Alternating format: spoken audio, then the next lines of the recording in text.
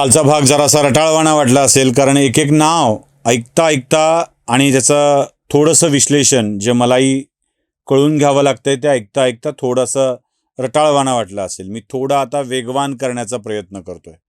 वेगवान यासाठी की देवाचं नाव ऐकताना सुद्धा कंटाळा नाही आला पाहिजे. अर्थात दोष त्या नावाचा नसतो, दोष ते सांगणाऱ्याचा असतो, ते बोलणाऱ्याचा असतो. त्यामुळे तो दोष माझा आहे, काल रटाळवाणा वाटला असेल तर. कारण काल मला बराचसा अवधी घ्यावा लागला, बऱ्याचशा दुरुस्ती कराव्या लागल्या. आता त्या दुरुस्ती करूनच मी आपल्यासमोर येतोय. आजच्या दुसऱ्या भागातल्या 4 श्लोकांना सुरुवातीला ऐकूया आणि मग पुढे जाऊ.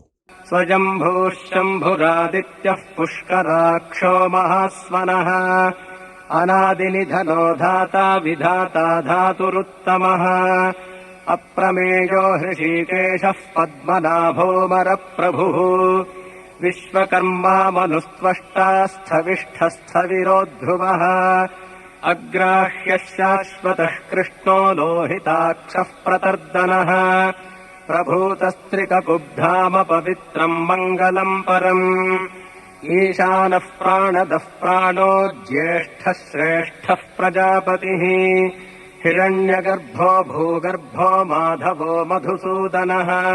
ऐकलं? आता जवळपास या श्लोकामध्ये अजून 36 नावांचा विचार आपल्याला करायचा आहे. मंडळी, देवाची नावं नुसती जाणून घ्यायची नाही आहेत. म्हणजे नुसती नावं जाणून घेतली आणि संपलं असं नाही आहे. त्या जाणून घेण्यामागची कारणं सुद्धा तशीच आहेत. आपण त्याला ज्या नावाने हाक मारतो अथवा ज्या नावाचा उच्चार करतो ते नाव का बरं आहे हे कळलं पाहिजे की नाही. आणि ते कळणार नसेल तर उगाच नाव घेण्यात काय अर्थ आहे. म्हणजे जपाच्या माळा पूर्ण करायच्या, सहस्रनामाचा आम्ही सहस्र वेळेला जप केला आहे असं म्हणून जवळपास काही लाख वेळेला आमचा जप होतोय असं म्हणण्याला काय बरं अर्थ आहे. त्याला समजलं पाहिजे, उमगलं पाहिजे, देव कळला पाहिजे, आकळला पाहिजे आणि तो आपल्यात भिनला पाहिजे. त्यासाठी या नावाचे अर्थ जाणून घ्यायचे. 37वं नाव आहे देवाचं स्वयंभू. स्वयंभू म्हणजे काय? तर स्वयंभू म्हणजे अनिश्वर जीव, म्हणजे जो ईश्वराशिवायचा आहे, तो कोणापासून तरी जन्मतो. अनिश्वर जीव कोणापासून तरी जन्मतो आणि तो कर्म परतंत्र असतो. म्हणजे त्याचं स्वतःचं कर्माचं तंत्र नसतं. पण स्वयंभू हा कोणापासून जन्मत नाही, तो स्वतः अवतीर्ण झालेला असतो, तो स्वतः प्रकट झालेला असतो आणि त्याचं कर्म परतंत्रातलं नसतं. ईश्वर स्वाधीन आहे स्वतःच्या आणि तो स्वयंभू आहे. हा विष्णू देखील असाच स्वयंभू आहे, म्हणून या स्वयंभू नावाने याचं पूजन करावं. 38वं नाव आहे शंभू. शंभू नाव ऐकल्याबरोबर पुन्हा आपल्याला महादेवाची जाणीव होते. तो तोच आहे हो, बाकी काय नाही. शंभू शब्दाचा अर्थ काय? शंभू शब्दाचा अर्थ आहे शुभकर्ता, सगळं शुभ करणारा. शम म्हणजे शांती आणि शम म्हणजे सुख. शांती आणि सुख या गोष्टी शुभ असतात. शुभकर्ता म्हणजे शांती आणि सुख याला देणारा तो शंभू. 39वं नाव आहे आदित्य. आदित्य म्हणजे 2 अर्थ होतात. एक, अदितीचा पुत्र. अदिती म्हणजे पुन्हा दिती, अदिती या 2 कन्या, अदितीचे देव, तसा तो अदितीचा पुत्र. आणि दुसरा अर्थ आहे आदित्य, ज्या दिशेने उगवतो, ज्या दिशेने जन्माला येतो त्या पूर्व दिशेचा पुत्र हा प्रकाशदाता आहे. गीतेमध्ये सुद्धा खूप छान पद्धतीनं सांगितलं बघा. आदित्यानाम अहम विष्णू, म्हणजे मी आदित्य आहे, मी विष्णू आहे, मी आदित्य आहे, म्हणून त्याचं नावही आदित्य. पुढचं नाव आहे 40वं पुष्कराक्ष. पुष्कराक्ष म्हणजे काय? तर कमलनयन. आता हे कमलनयन काय जरा नीट बघा. मुख कमल, नेत्र कमल, कर कमल, आपण शब्द किती वापरतो, कर कमल, चरण कमल, हृदय कमल, तसा हा पुष्कराक्ष आहे, कमल नयन. याचं सगळंच कमळासारखं आहे. का कमळासारखं?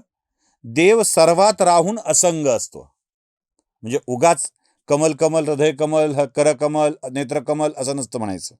कमल नयन काय, नेत्र कमल का बरं आहेत? देव सर्वात राहून असंग असतो आणि कमल तसंच आहे. पाणी पडतं ते थोडा काळ राहतं पण भिजत नाही, तसा तो असंग आहे. पुढचं नाव आहे 41 महास्वन. महास्वन म्हणजे गर्जना करणारा, उच्च रवातला. आणि ही गर्जना कशाची आहे?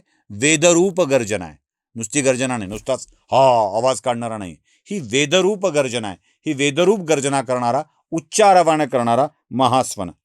त्याच्या पुढचं नाव आहे 42 अनादि निधन. अनादि निधन. अनादि आदि नाही, निधन नाही. म्हणजे ज्याला आदि नाही, अंत नाही, आद्य शक्ती खरोखरी.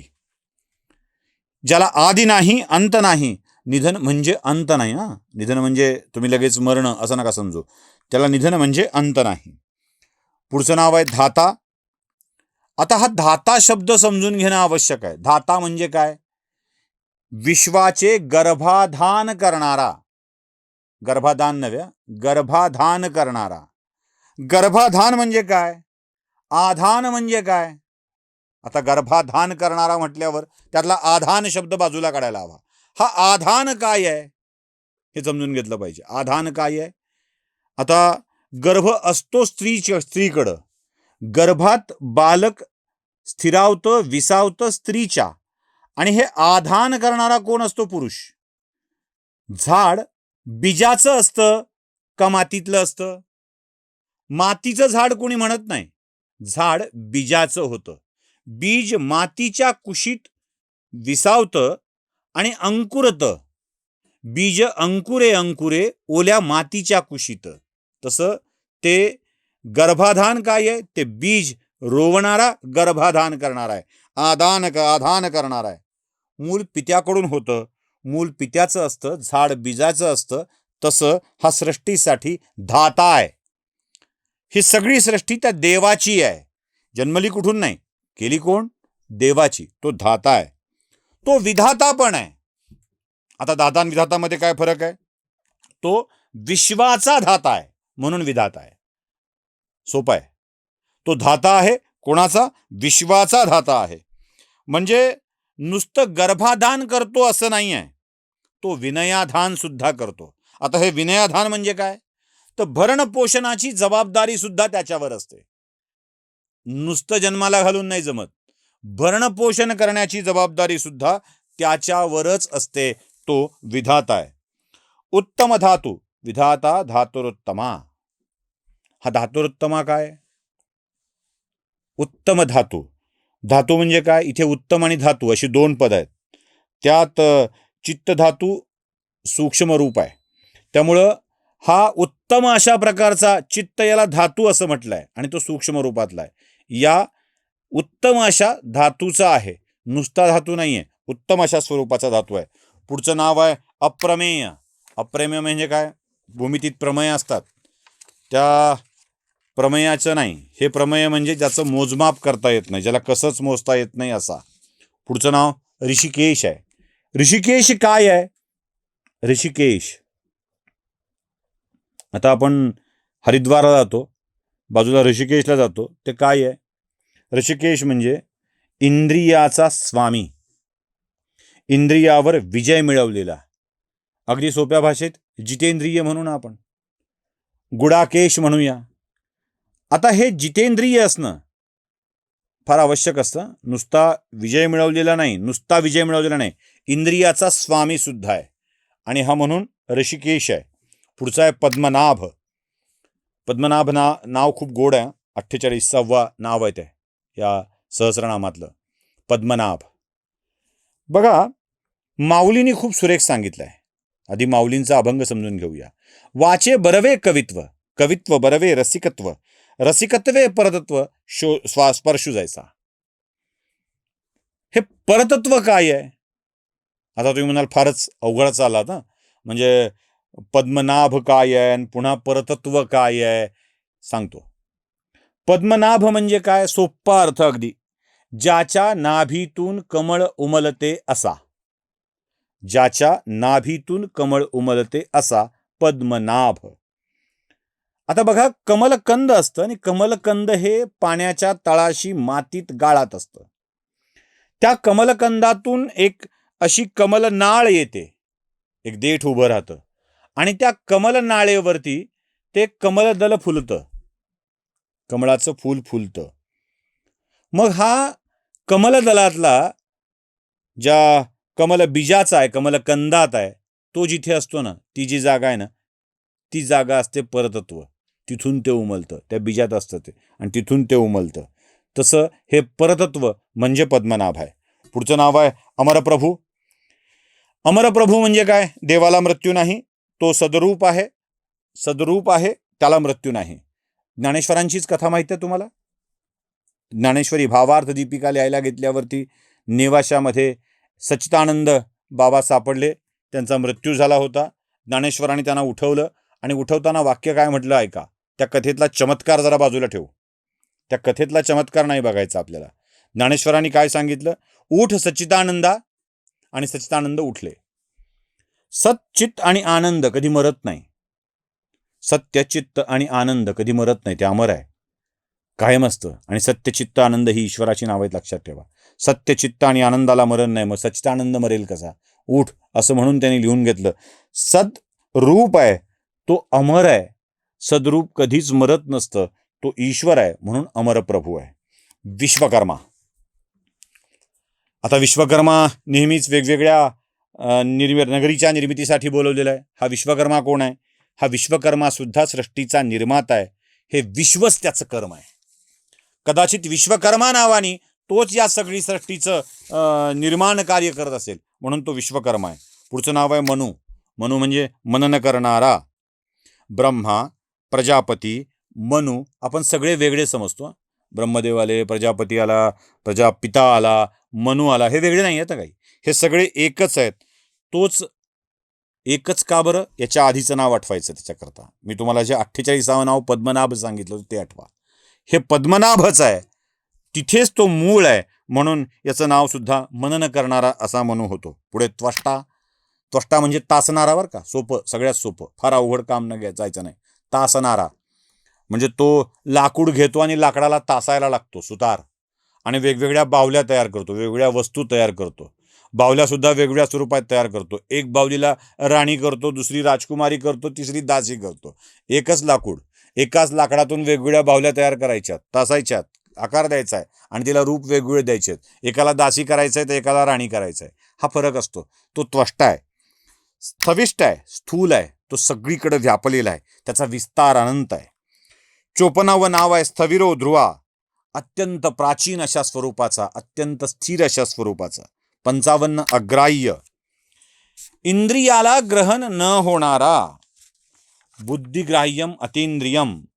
जो इंद्रियाला ग्रहण होत नाही आहे, अग्राह्य आहे, तो अतींद्रिय आहे. बुद्धी फक्त बुद्धीला ग्राह्य होतो, बाकी कुठे नाही, कारण बुद्धीला ग्राह्य झाल्याशिवाय तो समजणारच नाही. बाकी कोणत्याही इंद्रियाला तो ग्रहण होत नाही. पुढचं नाव आहे शाश्वत. शाश्वत म्हणजे काय? अगदी सोपं आहे.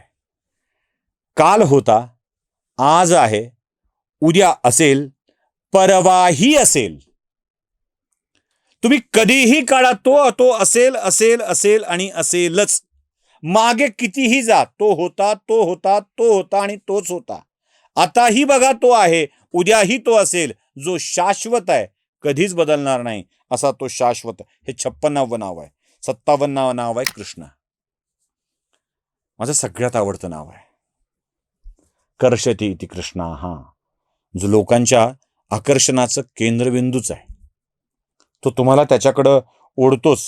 कर्षति इति कृष्णा. हा खेचून घेतो. हा खेचून घेणारा कृष्ण ना, म्हणजे बस तो गोकुळात असू दे, वृंदावनात असू दे, मथुरेत असू दे, एवढंच काय, त्या महाभारताच्या रणांगणावर असू दे, तो कृष्ण आपल्यावर चाल करून आलाय आणि ते सुदर्शन चक्र काढले, तो मारणार आहे हे कळल्यावर, कृष्णा तू मारणार आहेस मला, म्हणून आपलं धनुष्यबाण खाली ठेवून देऊन तुझ्या सुदर्शन चक्राचं स्वागत करतो म्हणणारे पितामह भीष्म.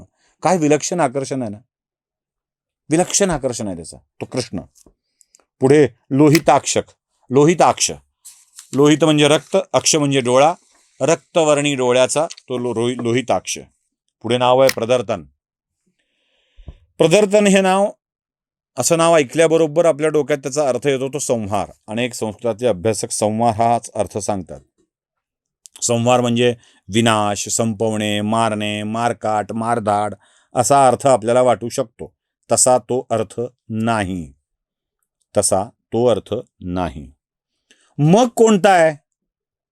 तर लक्षात घ्या, एक जादूगार येतो, रस्त्यावर उभा राहतो, आपल्या पोतडीतून वेगवेगळं सामान काढतो आणि तो सामान काढून त्या सामानातून वेगवेगळे खेळ आपल्याला दाखवतो. डोळे दिपवून टाकतो, त्याची नजर आपल्याकडे खेचून घेतो.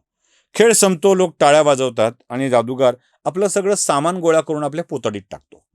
ते पोतडीत टाकून गोळा करून निघून जाणार ना, लोकांना डोळे दिपवायला लावून, त्याला म्हणतात संहार. हा जादूगार असाच आहे. हा प्रदर्तन असंच करतो. तो आपला खेळ करतो, सामान गोळा करतो, निघून जातो. पुढचं नाव आहे प्रभूत. प्रभूत म्हणजे विपुलता. एका बीजातून विपुलता येते. बीज अंकुरे ओल्या मातीच्या कुशीत. किंवा एखादं बीज टाकावं. वैनाबाईंनी फार सुरेख सांगितलंय की असा जादूगार बघायला मिळत नाही. तो ओंजळभर दाणे टाकतो आणि पोतभर काढतो. ही जी प्रभूत आहे, ह्या सगळ्या सृष्टीचं हे सगळं पीक उभा करणारा तोच प्रभूत आहे. पुढचं नाव आहे त्रिकाकुब्धाम. अधर म्हणजे खालची, ऊर्ध्व वरची दिशा, मध्य आपली मधली दिशा, थोडक्यात लांबी रुंदी उंची, या सगळ्याचा आधारभूत कोण आहे? तर तो त्रिकाकुब्धाम आहे. तो तिन्ही जागेचा आधार आहे, तिन्ही दिशेंचा आधार आहे. खरं तर दिशा 10 आहेत, पण या 3 दिशाच महत्वाच्या आहेत, मधली, वरची आणि खालची. त्यानंतर पुढचं नाव आहे पवित्र. आता पवित्र म्हणजे काय? पवित्र असलेला, पावन असलेला नाही. आपण पवित्र तीर्थाजवळ जातो, पवित्र स्थानावर जातो, म्हणजे पवित्र असलेल्या स्थानावर जातो नाही, पवित्र असलेल्या तीर्थात जातो असं नाही. अमुक एक नगरी फार पवित्र आहे, अमुक एक तीर्थ फार पवित्र आहे, अलंकापुरी पुण्यभूमी पवित्र. म्हणजे अलंकापुरी पवित्र आहे नव्हे. आता तुम्ही म्हणाल फारच झालं ना कुलकर्णी, थेट अलंकापुरीला पवित्र नाही असं म्हणताय. काशी नगरी पवित्र नाही, गंगा पवित्र नाही. मग काय आहे? पवित्र म्हणजे पवित्र असलेला नव्हे, पवित्र करणारा. गंगा पवित्र करते, काशी नगरी पवित्र करते, अलंकापुरी तिथे गेल्यावर तुम्हाला पवित्र होता येतं. जे इतराला अपवित्राला अपवित्र करते ते पवित्र, म्हणून त्याचं नाव पवित्र आहे. पुढे परमंगल. अमंगल नाही, नुसता अमंगल नाही. अमंगल नाही म्हणजे काय? ज्यात मल नाही, ज्यात दोष नाही, ज्यात अज्ञान नाही, असा तो परमंगल. थोडं वेगात जाऊया. 64वं नाव आहे ईशान. पंचमहाभूतांचा स्वामी ईशान म्हणजे. आता आजकाल नावं ठेवतात, खरं तर ईशान हा शब्द फार कमी वेळेला संस्कृतमध्ये आढळतो, फार कमी वेळेला. याचा शब्द ईशान्य असा स्वरूपाचाच आढळतो. तो दिशेशी संबंधित आहे. आणि ईशान्य, आग्नेय, नैऋत्य, वायव्य, ईशान्य. ईशान्य ही देवाची दिशा आहे, कारण ती पंचमहाभूतांची दिशा आहे. तो पंचमहाभूतांचा स्वामी म्हणून तो ईशान. प्राणद म्हणजे प्राणांचं रक्षण करणारा, प्राणदान देणारा. नुसतं रक्षण करणारा नव्हे, प्राणदान देणारा सुद्धा. पुढचं नाव आहे थेट प्राण. प्राण हे जीवनसूत्र आहे. जीवनसूत्र तोच आहे, आपल्या सगळ्या सृष्टीचं जीवनसूत्र तोच आहे. सगळ्या क्रिया अन आहेत बघा. प्र अधिक अन असं लक्षात ठेवायचं. प्र अधिक अन. सगळ्या कोणकोणत्या? जनन, मरण, पतन, गमन, स्थान, हे सगळं अन आहे. आणि त्यातला प्राण कोण असेल तर तो आहे, म्हणून त्याचं 66वं नाव प्राण आहे. पुढे ज्येष्ठ, सर्वात मोठा. श्रेष्ठ, सर्वार्थाने अशा स्वरूपाचा श्रेष्ठ.